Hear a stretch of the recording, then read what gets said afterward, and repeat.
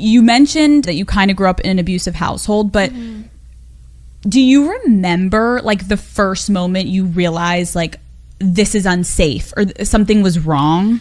Fear. You know, you have to listen to your body, and you know, fear is something that you know, you innately feel, you know. So right then and there, you know, something doesn't feel good and it's not right.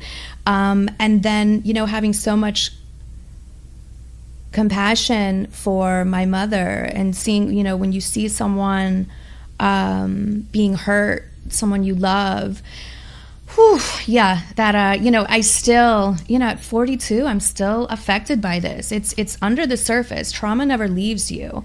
You just figure out ways to try and heal it. And to me, it's therapeutic to speak about it.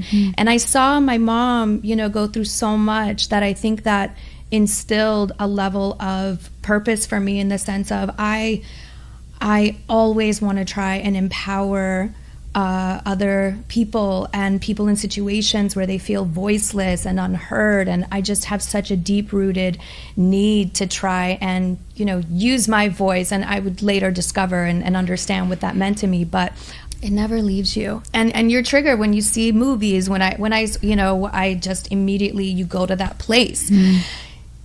You know, and I've done a lot of healing and a lot of growth, and releasing, you know, a lot of anger comes with that, a lot of shame comes with that.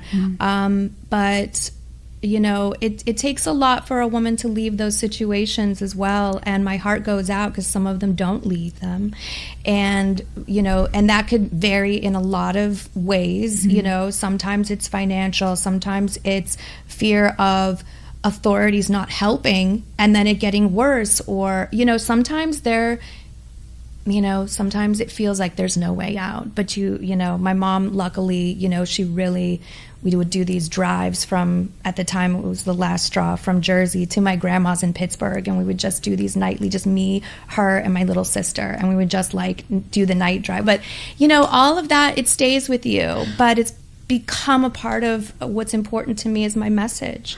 When you say you would do these drives, was it while your mom I've never talked about that before? Yeah. You're good, girl. Yeah, fuck. 5 minutes in. No, but I'm like, holy fuck. Like, was that when you were still, your mom hadn't left your dad yet, but you were like, or had they left? There was some back and forth. There's some there was some back and forth. There's always the tug of like, I'm never going to do it again. You know, there's sweet talking involved. There's a lot of shame also in like, well, why don't you just leave?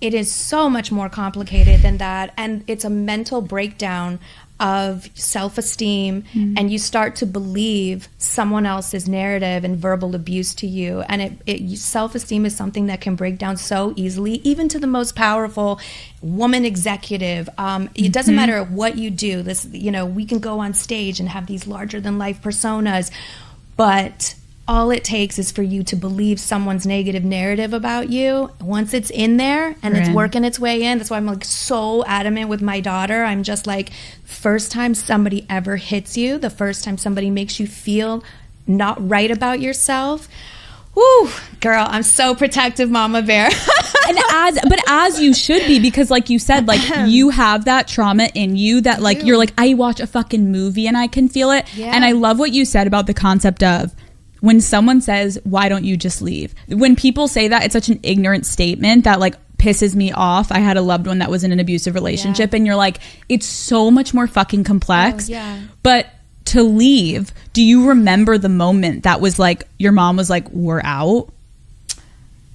Yes, officially when the abuse started to really turn onto me. You know, we were living in Japan for like 3 years, so we were super isolated, which is where I started singing. And looking back, that's where I started to I would like sing out of this window. I have like a thing about like windows, and like they just, when you're feeling just, you know, trapped, I don't know, there's something about the representation of a window and just like there's hope on the other side, you know. And so that's where I started, you know, singing these songs from like The Sound of Music, and just to myself.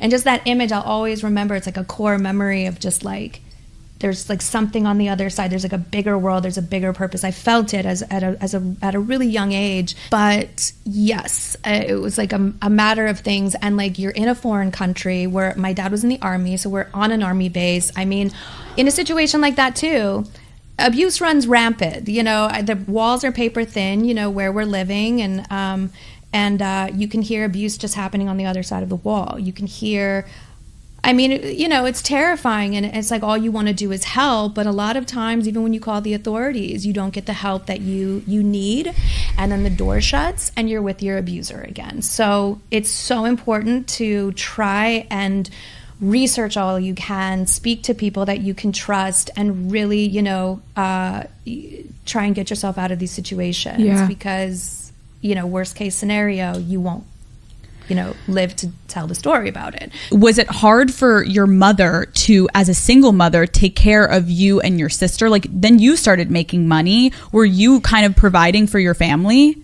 Yes. Yes, sweetheart. Yes. Still am. But you know what? In this role too, it comes with responsibility, and responsibility that, you know, I know is destined for me, and I take it on, you know, well. When you're in those situations, you grow up really fast, and you become like an immediate caretaker and protector of the person that's being hurt. And so, yeah, this is just like kind of like my role. Yeah. All my dogs are rescues. Like, you know, I'm just that person. Your mother. Your mother. Yes, I'm a mother.